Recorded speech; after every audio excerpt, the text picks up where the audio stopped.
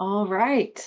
Good afternoon, everyone, and welcome to Network 2020's discussion about securing the critical mineral supply chain.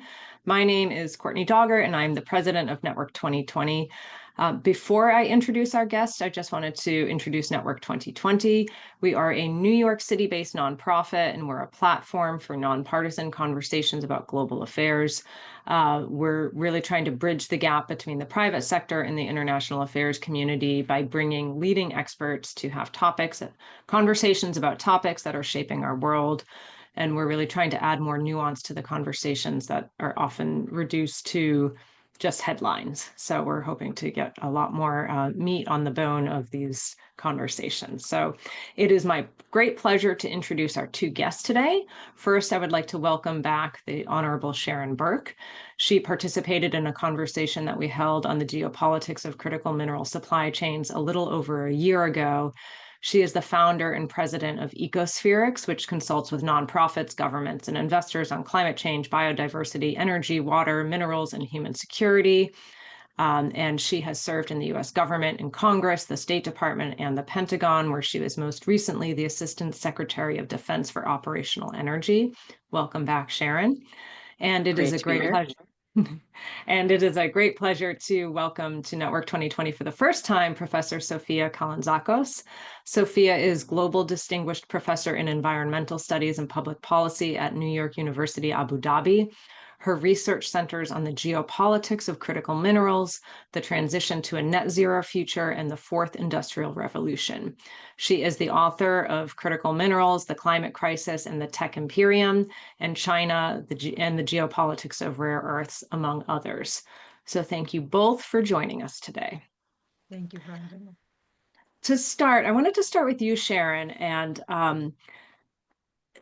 I think it would be useful for us just to have a discussion initially about the bigger context in which the critical mineral supply chain sits. So could you walk us through who are the stakeholders in this very complex global system, and what are some of the questions that are driving the complexity of this issue? Thanks, Courtney. It's great to be here with you and with Sophia too. So let's dive right in. First of all, critical minerals is kind of a term of art to refer to a lot of different metals and materials. In the United States specifically, we have the U.S. Geological Survey has a list of 50 critical minerals, and that means they're critical for economic and national security, and they have some kind of vulnerability in the supply chain. So when it comes to that, when you ask about who are the stakeholders, we are all the stakeholders, and that's whether we know it or not. And I wanted to start there because rising demand for these materials is a big factor in the complexity. A lot of these minerals that we're talking about, some are, would be very known to anybody in this audience, such as copper, and some are a little more boutique, like gallium or niobium, or even cobalt and lithium, for which the demand for these things wasn't that high even just a couple decades ago. But now the demand is growing because these materials are really important for the energy transition. So for things like electric vehicles in particular, but they're also really important for the medical industry. Every time you go in an MRI, it works thanks to a whole list of these materials. Also things like hip replacements have some of these metals in them for all kinds of reasons. The high-tech industry, the computers you're watching on, your smartphones, all these minerals are in there. Infrastructure even, because these alloys are really important for making strong metals. And then of course, specifically, a lot of these materials are really important for the defense sector and for various weapons capabilities. The modern global economy is increasingly built on these things. So the demand is important and growing. The other piece of the complexity is on the supply side. First, just the structure of the market. You have the exploration for these things, for these materials, the mining, the processing. You can't just dig a rock out of the ground and plug it in. You have to find it, which is not easy. You have to pull it out of the ground. Then you have to crush it and refine it with heat and chemicals to get exactly what you need out of it. You have to ship it somewhere in that chain, maybe while it's still a raw material.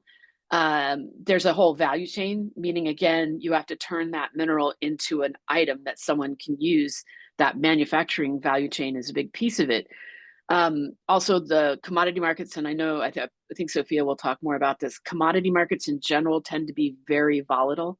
So, for example, lithium, which, there are lithium batteries in everything. Think about everything in your house and how many lithium batteries you might have around. Well, just since the beginning of 2023, prices for lithium have dropped more than 80%. So even though everyone's saying it's going to be huge demand, various things affect the prices, and it's a roller coaster. Then part of the complexity is that this is geopolitically and domestically complicated. In many cases, there are different winners and losers than there are with the production of fossil fuels. There are countries that have significant geological advantages. China has a lot of rare earth elements. Brazil has a lot of niobium. Those are just facts under the ground. Although that's not static, because there are new discoveries all the time. Like, it was just in the news that Arkansas has a huge lithium deposit. So these things change constantly. But then some countries, separately from the geological blessings, have industrial advantages in refining and using these materials, turning them into products. And there's one country in that whole mix that has an overwhelming advantage in processing of minerals in particular, and that's China. This is a 30-year strategic investment, at least 30 years, maybe longer, for China, and it's been a strategic priority of theirs, and it shows. They have a very significant comparative advantage in processing of a whole range of minerals. So the United States is a major consumer. We do have resources, but we're playing catch up. If over the last 20 years or so, those markets in the United States have declined a bit. We're playing catch up now in mining, processing, and manufacturing, particularly of things like semiconductors, both at home and then in partnership with partners and allies. And then the last thing I would say about this overall context and the complexity of it is, this is a really difficult sector and problem. Mining is destructive to the environment. It's destructive to the communities where it takes place. Same is true with processing. It's a very polluting process. There are long lead times in both in finding, discovering, mining, and producing minerals, and also getting them into a supply chain for products. It's a very capital intensive process. And as I said, the commodity markets are volatile.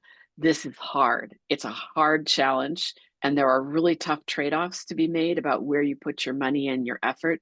And we don't necessarily have all the information we need to make wise trade-offs. So that's kind of the setting the table, big picture. Before I turn to Sophia to elaborate on this a little bit, I'd love if you wouldn't mind just talking a little bit about some of the bigger trade-offs that you see. I mean, there's a whole range of kinds of trade-offs. I think, for example, as I said, this is an environmentally damaging enterprise. Pulling things out of the ground and then processing them to a usable state is polluting. So when you're looking at, for example, where are you going to explore and exploit these resources, what's going to be the best place to do it? So, some places have better quality ores. It just means you get more of the usable rock for what you're digging up. That is true for rare earth elements in China. We can get rare earth elements in a lot of other places, but it's going to be more destructive to do that, to get them out of the ground and to get them into a usable condition. So there's a trade-off there. Are you going to continue your relationship with China, even though it's a security risk? Or are you going to make more pollution by getting this somewhere else? And then there's things like, there have been discoveries that there's significant critical mineral resources on the ocean floor and in other deep ocean topography, like seamounts, which are extinct volcanoes. But it's really difficult to mine at those depths, or even to scoop up some of the material, these nodules that are sitting on the ocean floor. And we also don't know a ton about the deep ocean environment. So knowing exactly what the trade-offs there, as far as, are you destroying a kind of marine ecosystem that's really important for global biodiversity, for global climate regulation, these kinds of things. But on the other hand, you're going to be destructive no matter where you recover these minerals from. What's worse? And those are the kinds of trade-offs we have to make. And then the really tough ones are, if these materials are in your area, you may have very strong opinions about whether they should be recovered there. And, respecting the wishes of communities, particularly indigenous communities who may have ancestral and religious claims to these lands. These are really hard choices, and informing those trade-offs and how we can minimize the impacts or put them somewhere else is really hard. Thank you for that clarification. And for anyone who's interested in the deep sea mining topic, we did do an event we held an event on this at the end of the summer, sometime I think at the end of August. So Brian, if you're able to pop that in the chat, that would be great for anyone who's interested. So Sophia, turning to you, I think what Sharon described was not so much a supply chain, but not quite a linear, predictable system, but something that is much more dynamic and almost web-like. And its growth is influenced by any number of things like government policies and market forces. Could you talk about the evolution of the current critical mineral supply chain web and how its evolution is driving some of the thorny questions that we're dealing with today? And because we're touching a lot on China, could you just elaborate on China's role within this, please? So I guess, there've always been critical minerals for different kinds of applications. I want to also mention that part of the problem that we're facing is that technology has gotten so complex. It used to be that any application used a couple of things from the periodic table, except now we have this omnivorous diet, an appetite of technology to consume every single element from the periodic table. So our applications themselves are super demanding, which require so many different materials in different quantities and in different levels of purity.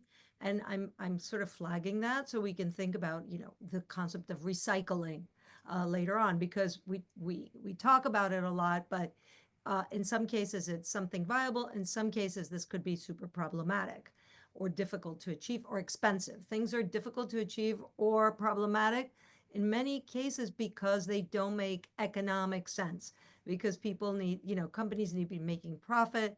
Consumers want particular price points from which to purchase and make these kinds of decisions.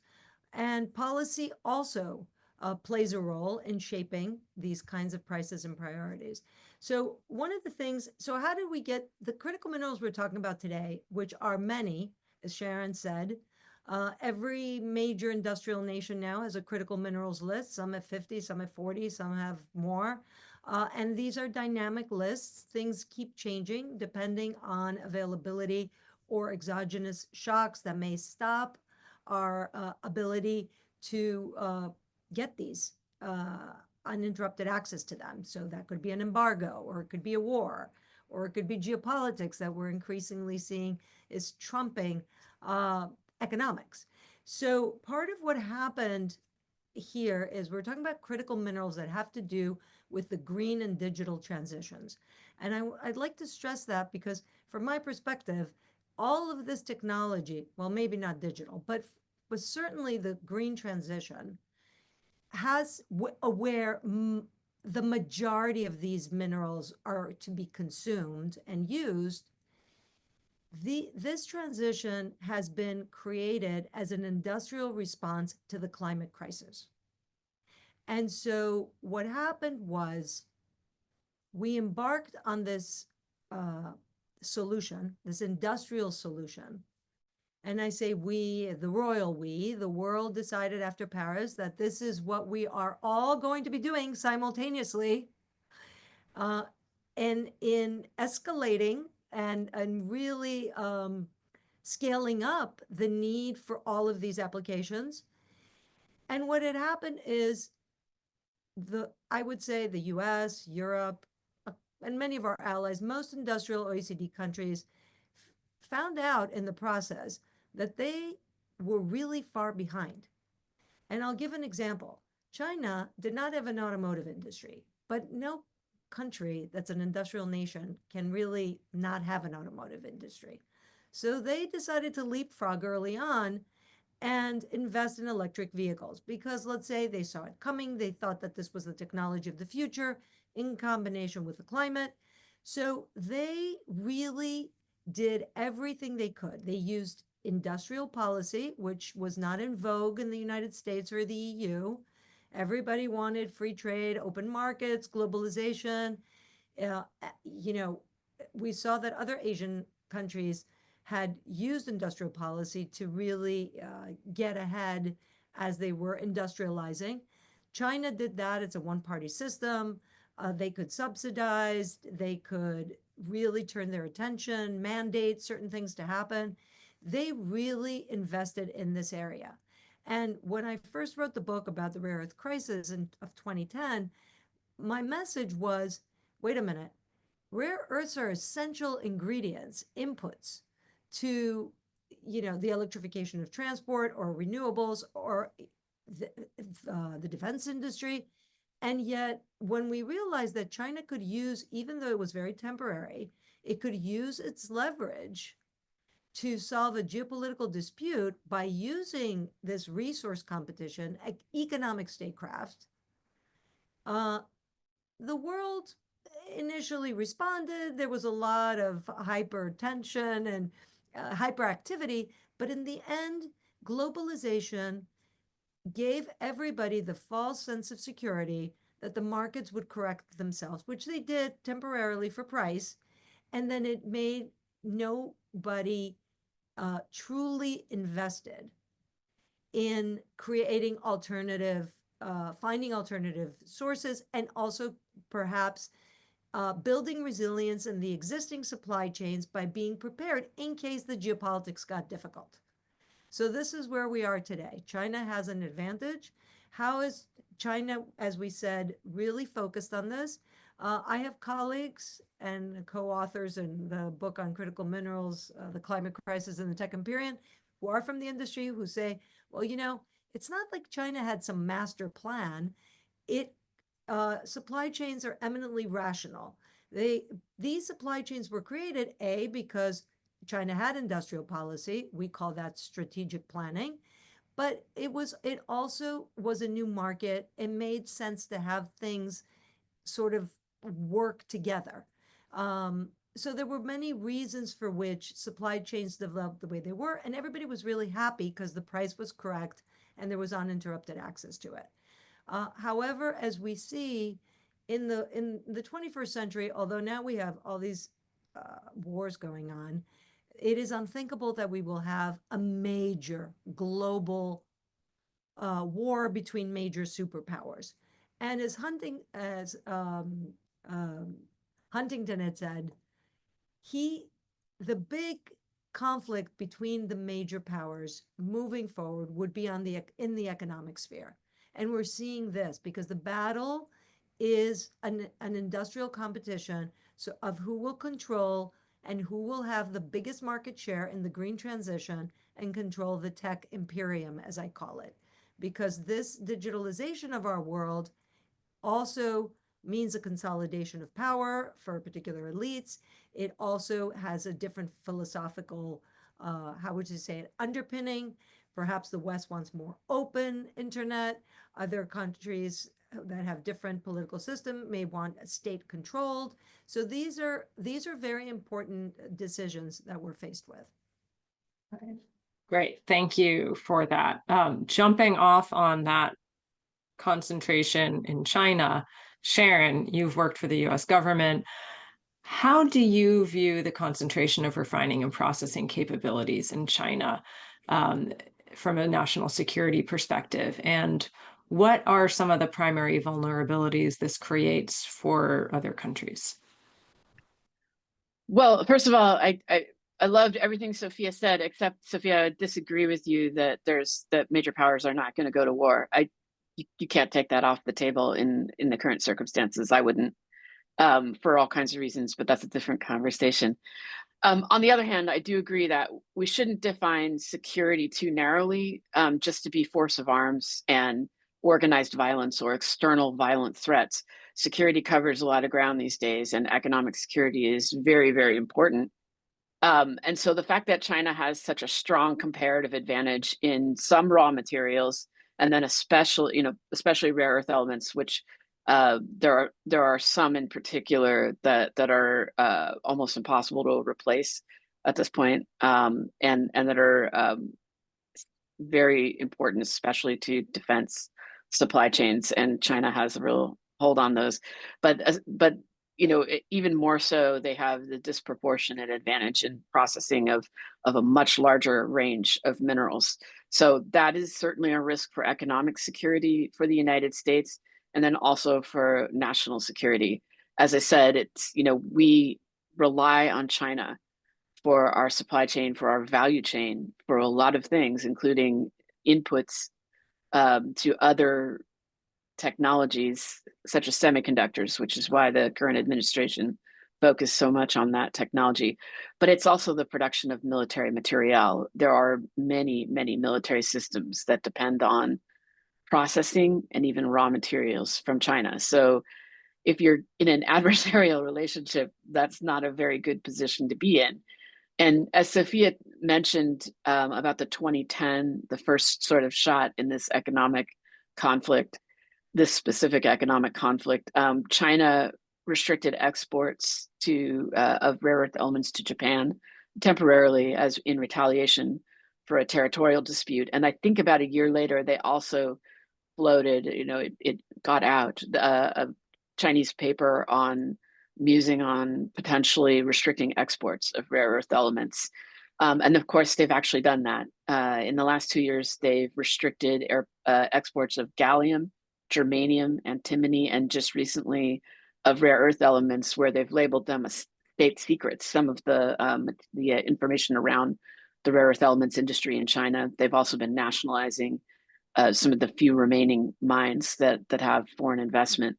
So in other words, they have long signaled that they were considering doing this, but I would also point out that some of the recent restrictions are clearly somewhat retaliatory for U.S. tariffs, and also for the CHIPS Act and the Inflation Reduction Act, and even the Mineral Security Partnership that the United States has started with its allies and partners to be coordinating, sort of walking around China. So it's not strictly because China wants to feed its own market. There's some tit for tat going on here. So it's worth keeping that in mind as the new administration comes in, talking about even more ambitious tariffs, is that we are countries that can hurt each other.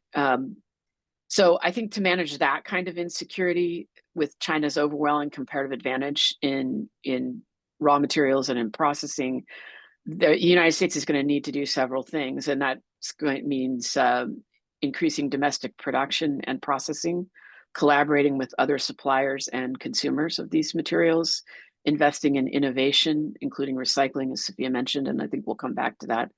And then I think, honestly, we also have to find a way, in all this enmity between the United States and China, we have to find a way to continue cooperating with them on a number of things. And this is one. Because they do have a pronounced advantage that they've come by honestly and not so honestly, but a lot of it through workforce investments and other kinds of investments. They've got a real a lead time in the innovation in this sector. And a lot of these materials are crucial for any kind of energy transition, which is a strong mutual interest for China and the United States and everyone else. So we will have to find a way to continue collaborating, cooperating, and doing trade with them. Thank you. Sophia, could you talk a little bit about how the broader geopolitical climate is impacting access to the supply chain, and what do you see being gained or lost in the current dynamic? Well, first of all, I agree with Sharon on a lot of things. I'm just hoping we don't go into like a major confrontation and war, though things are looking a little iffy quite at the moment. The reality was, because of nuclear capabilities, it was the unthinkable. But we've crossed many red lines multiple times. But I will be an optimist here while I still can. But I will say the following, that in the case of rare earths, I do want to defend China at least a little bit. First of all, the way that they were producing rare earths themselves, they had already written a white paper before they started with the quotas and the cutting, and okay, the embargo that lasted very little, that's a whole other thing. But they were really worried about the rare earth industry. Why? Because it was unmanageable.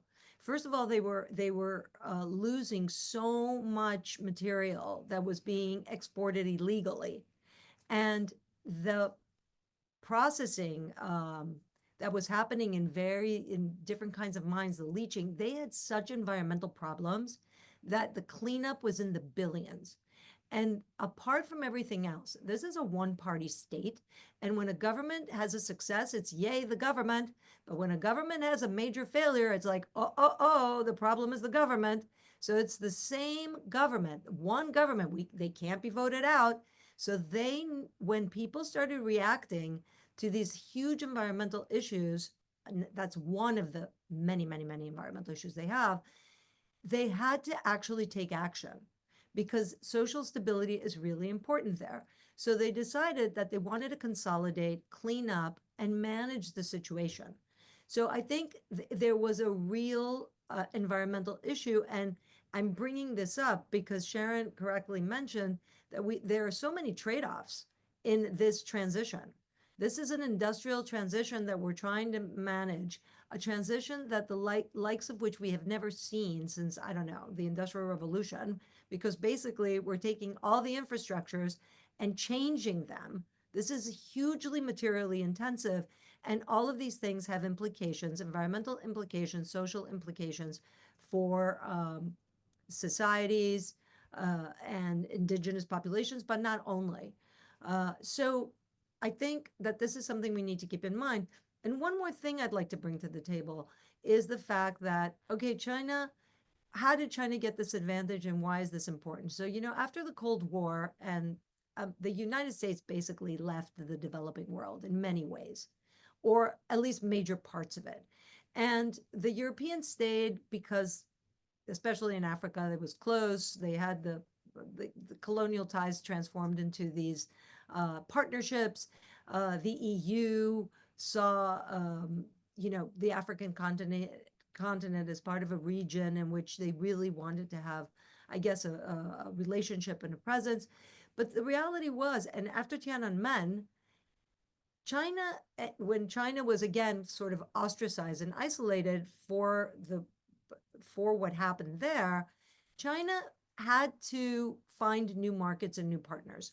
And they returned to a place, especially Africa and other countries of the developing world, where they already had relations under Mao. They had kind of, been neutralized over time. And they came back there and created these new relationships in the new markets. That's how they found themselves in such an active role. They took risks, they invested money in the real economy, they created jobs, they exchanged resources for, their investments, building infrastructures there that were needed, or some that could have been vanity projects. It doesn't matter, but they kept this relationship. And when now China has become more assertive and global, it's created the Belt and Road Initiative, which is that China is signaling that it really wants to offer a vision, not an entire imitation of what China did, but a vision of what development should look like for the countries that want to change and show growth. And I want to say one other thing. There is no scenario on this planet that growth is not equated with industry. There is no other plan. So what are we saying? We're saying that they're offering them an industrial plan to develop and become more like them, like the West, like the OECD countries. Except as time goes by and we're realizing the shortcomings of all of this, we're also seeing, and they cleverly now are starting to incorporate this by saying we have to do it in a sustainable fashion. Now, that's a whole other conversation again about whether this is possible, what does that actually mean? But I think this is a little bit about what is going on with China. Now, the danger, what is my biggest, I guess, takeaway of the last few years? Industrial policy, the United States has realized, it started with, I guess, after Obama pivoted, Trump came out and tore off the Band-Aid in Trump 1 White House and said, okay, wait a minute. China is rival number one. We are not having an equal relationship. We need to revisit this. And we start the trade wars because we're not going to be taken advantage of. America first. Then Biden came to power who also did not stop the policies that the Trump administration began, which started, I think, encouraging investment in processing, in mining in the United States, in developing new supply chains. And then the Biden administration actually made this like a major, major priority, which is why we have the CHIPS Act, which we have the IRA, also slapping tariffs right and left on electric vehicles, on magnets coming from China, in order to make the imports expensive and hopefully boost the domestic production. So I think that this is a policy that will probably continue, but there's one new development. The question is, will the new administration want to look at critical minerals and the entire green economy, or will it just focus on national security? Because the big market is renewables, EVs, and all the other applications that Sharon mentioned. But really, this is going to be a fundamental question for the new administration. And it matters because if the U.S. decides to turn its back on that, China will not, because China is ready and has product. The United States and Europe, Europe was producing diesel engines until like 2 years ago.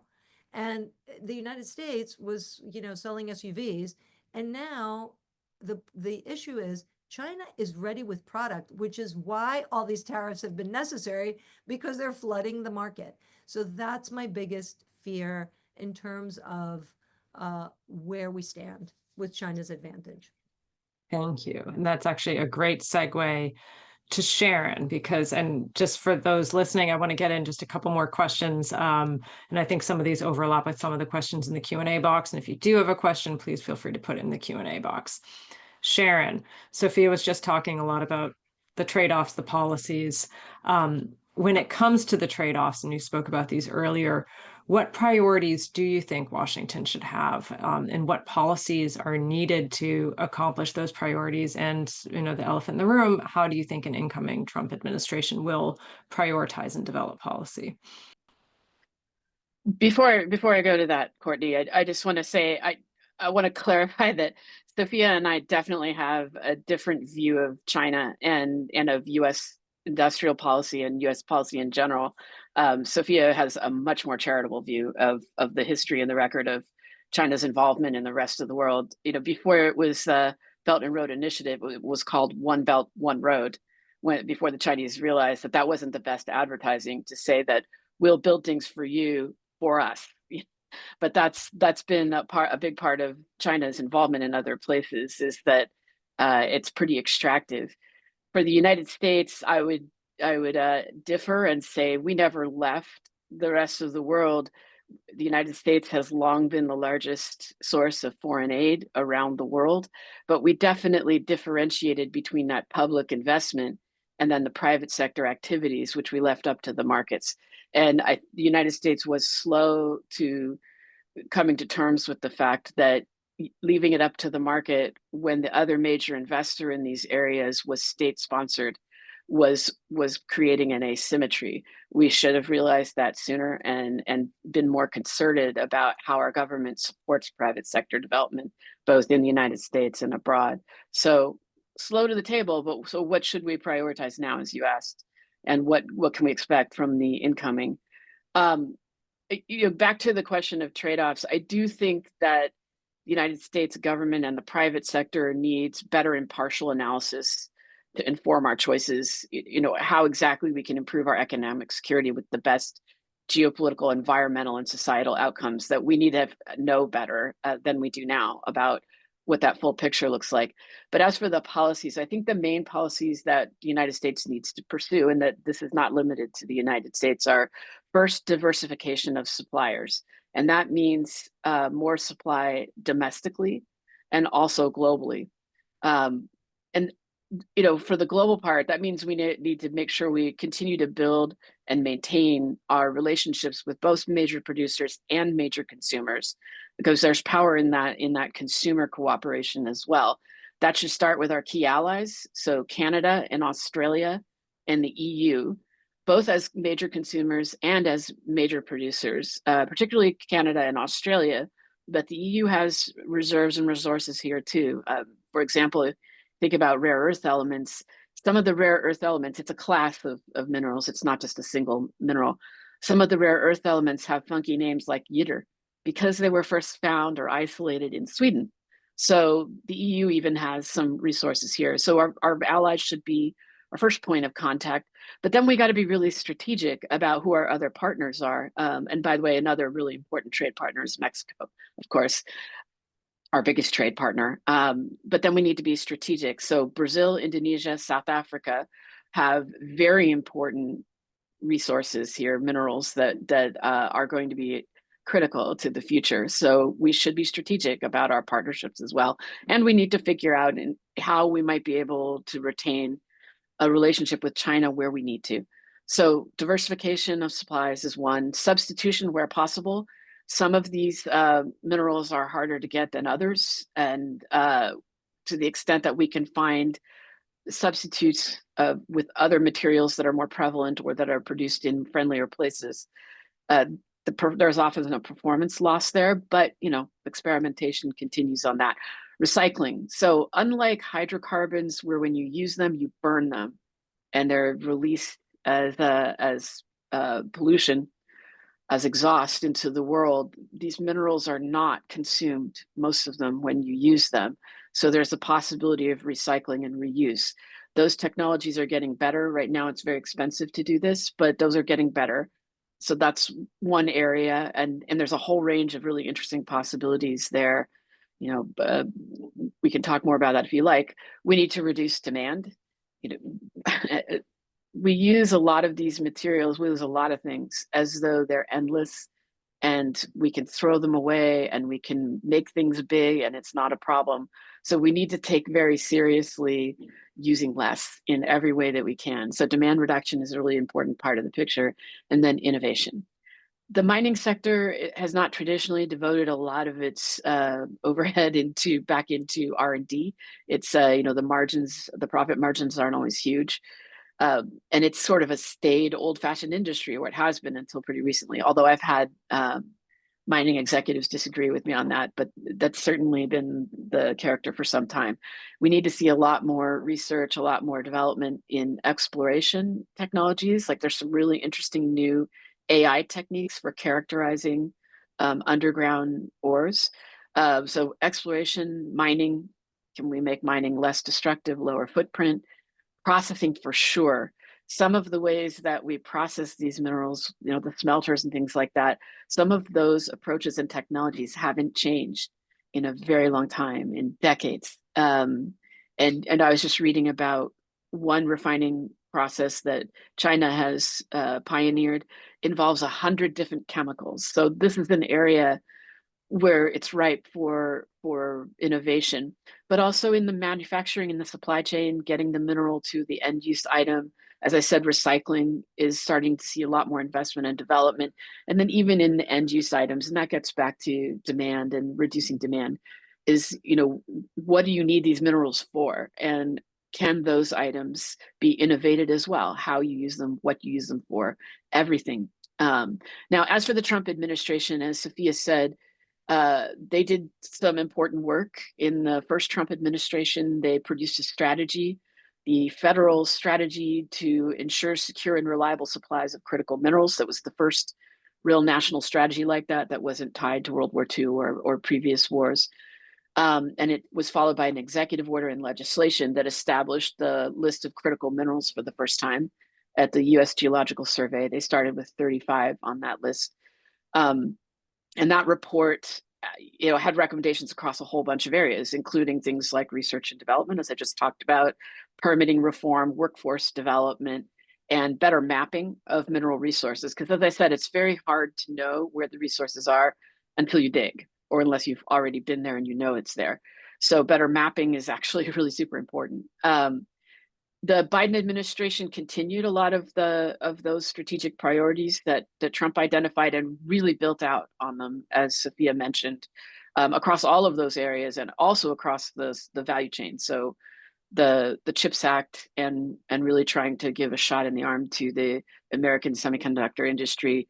So at all elements of the supply chain, from the Defense Production Act and investments in mining, exploration, and processing, to the CHIPS Act.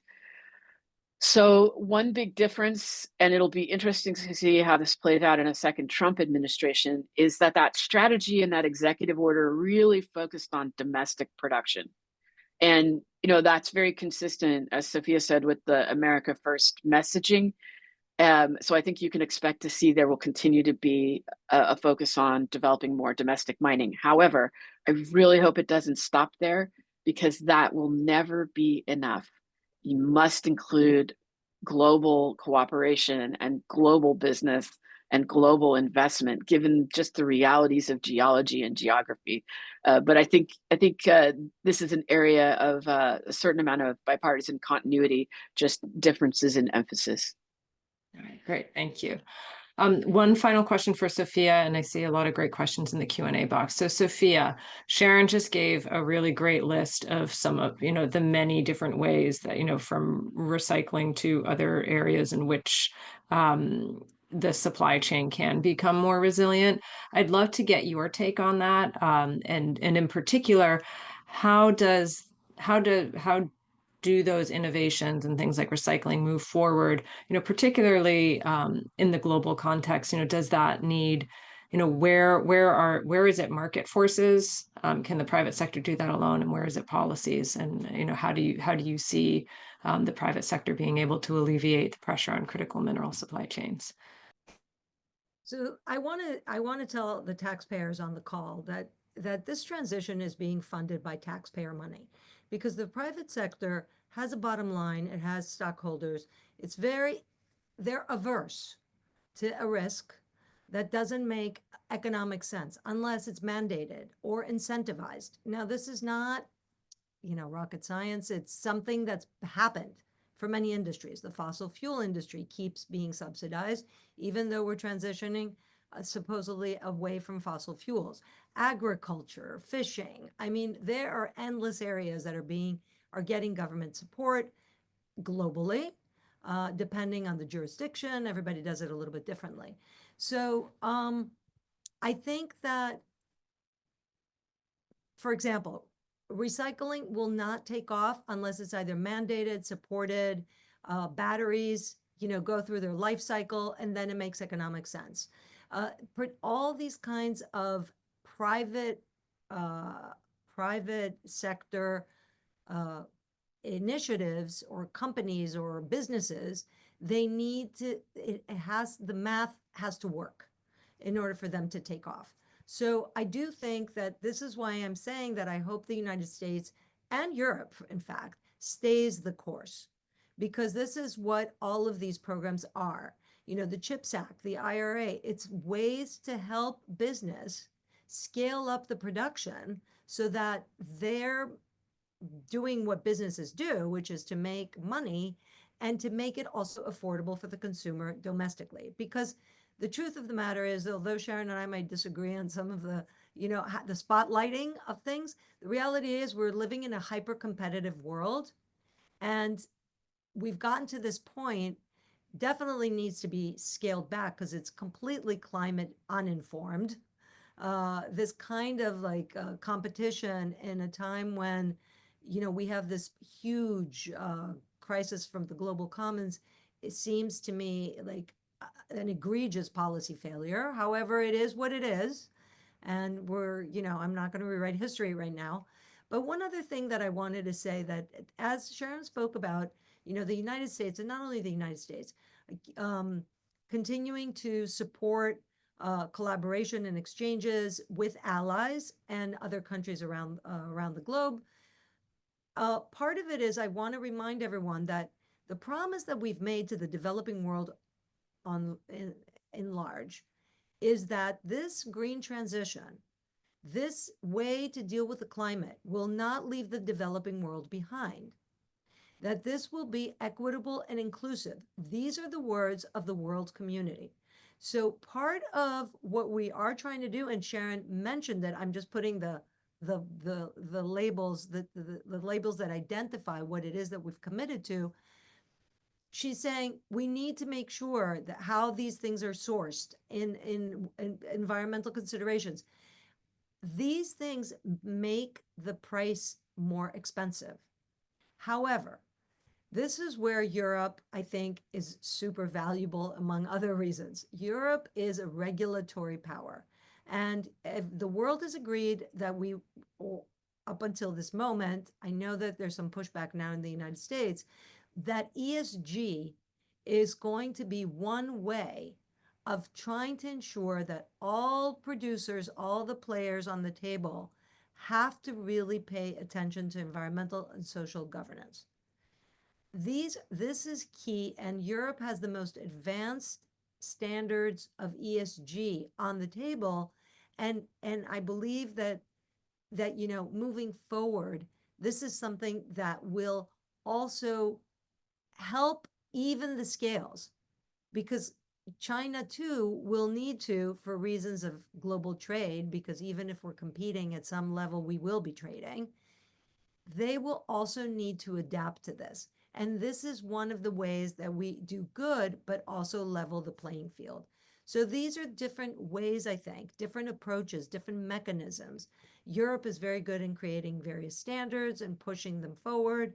I find that I always say Europe will kill us with bureaucracy, but okay, at least they keep everybody convening. They did it with the climate negotiations.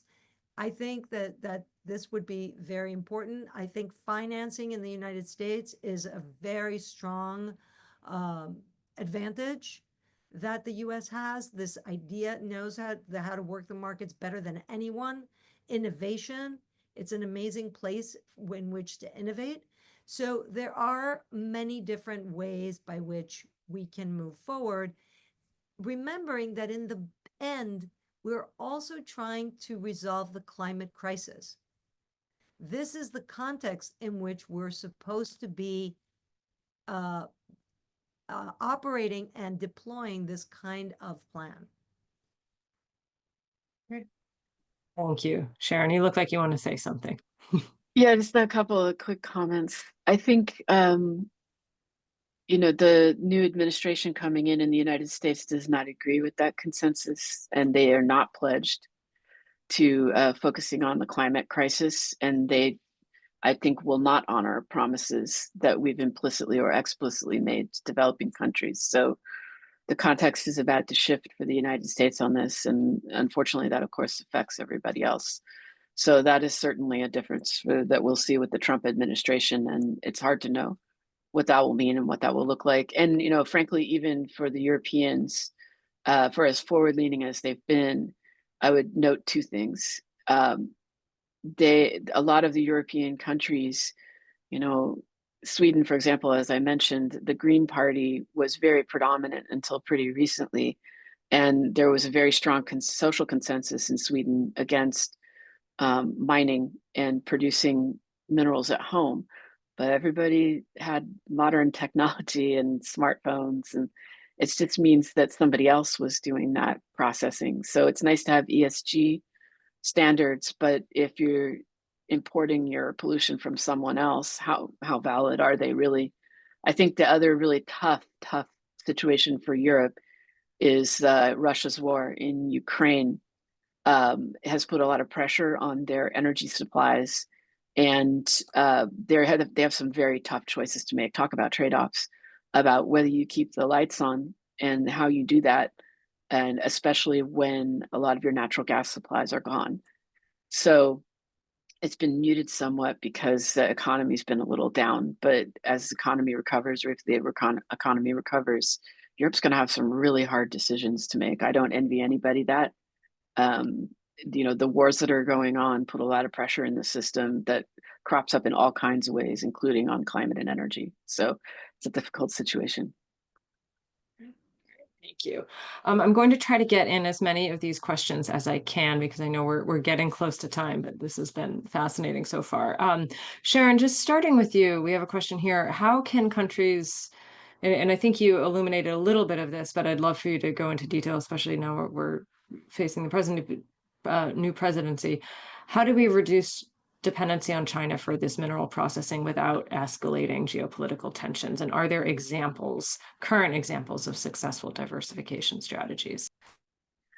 Yeah, I mean, uh, again, over the last 4 years, the Biden administration has made some really important steps forward towards that diversification, which includes that there's been some processing capability built at home, or initiated at home, and also investments in uh, uh, mineral production in other countries, including Australia. And the administration's been able to use a lot of different governing tools and investment tools to do that. So the other thing is the sort of diplomatic convening. So this minerals security partnership is a diplomatic convening of a number of countries uh, that have worked together to try to expand both the supply and also target consumption as a lever of power in dealing with suppliers and in pooling investments. So there are a lot of things we can do. And also, by the way, I think for a lot of the other countries that are producers, so, you know, across South America, for example, or in Africa, there are a lot of countries, the Democratic Republic of the Congo, quite famously, produces most of the world's cobalt. Uh, this should be a win-win. The producer countries should be able to set their own terms, but part of setting your own terms in a way that's going to be an advantage for your own country means not going to a full customer. That competition is in the interests of producers and of consumers. So there are a number of things we can do. I think the United States also has made good steps and needs to do more towards having a more strategic approach. Like, we have a lot of governing instruments. We give a lot of foreign aid to a lot of countries. We give, trade support to private companies in a variety of ways. And then, tax incentives. There's a whole, just a wide array of policy tools and investment tools that the United States uses, but we don't necessarily use them together to be mutually reinforcing. And the same is true as some of our partners and allies. So if we all work together to have a more concerted approach to this kind of trade, we'll be much more competitive and much better partners for the countries that have the resources. So there's lots of things we can do. Thank you. I'm going to follow up on that in a moment. But first, I wanted to turn to you, Sophia, because we're getting a lot of questions in the Q&A box about Kazakhstan, because we haven't talked about Kazakhstan. And we'd be curious, one, to get your take on Kazakhstan's role within the supply chain. And also, there's one here: should U.S. companies and investors look at Kazakhstan as a source of strategic minerals? And sort of what does that mean given China's location and Russia's location close to Kazakhstan? Well, I think a couple of things. The first thing is, again, remember, from the discovery to actually bringing things into the market, it takes usually a decade. I definitely think that investments anywhere where we can safely diversify, and I don't know whose perspective I'm speaking from, but since I'm not representing a government, so let's say from the American, European perspective, the Allied perspective, I think the non-China perspective, yes, I think Kazakhstan is one of those countries that is very close to China.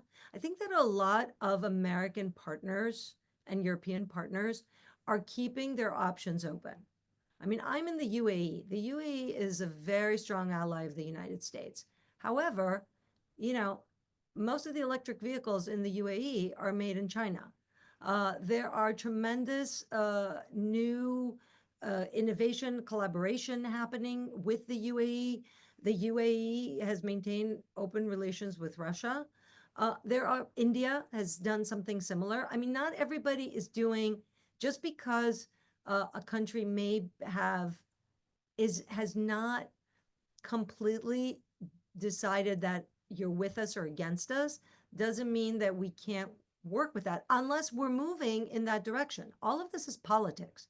These are decisions we have to make. I mean, if the United States comes and says, okay, you know what, anybody trading with China, we're not going to work with. If that becomes the policy, then countries will have to position accordingly. That'll be a major dilemma. So that's my overall take. But I'd like to also say something about Europe. I think there's been something going on in Europe which is very strong, and sometimes it gets misinterpreted.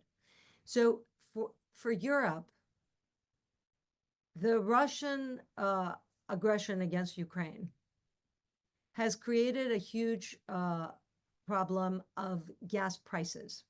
Not only where are we going to get supply, because it was so dependent for natural gas on Russia, but it's a question of cost. And everybody felt it. You would get an electric bill in a country like Greece, which was like 600 euros, which, the average salary is 650. The energy prices skyrocketed. People were outraged. And then this became very politicized because it coincided. Okay, so the war happened, but then they had stopped using coal-fired electric plants. Like that happened in Greece. They closed them overnight, and suddenly we were stuck with these. We didn't have an alternative. So I will say that the whole energy question and all of this trepidation in Europe has to do with the pricing of energy. Something the United States, because it's a fossil fuel producer also and a gas producer, it has not felt to this extent.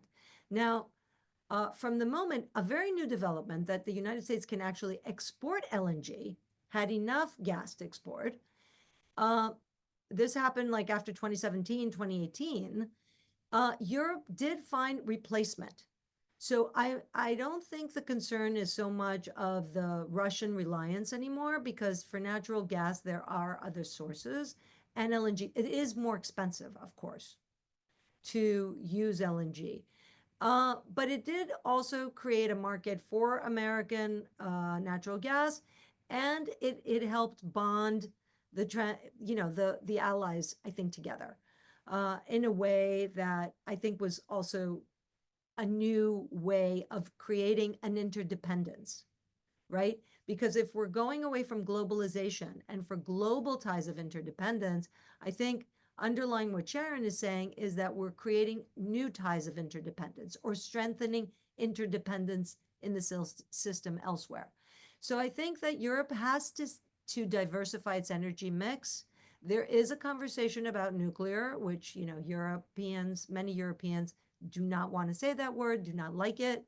The Germans shut down their nuclear power plants for many reasons after Fukushima. There's a question about what are we going to do with coal if we keep saying it's dirty?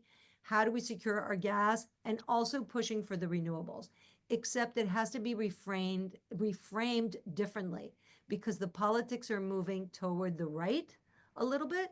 And somehow the green transition became the poster child for what is wrong with all these liberal governments who are making us pay high prices of energy, which really, in the bottom line, it had nothing to do with that.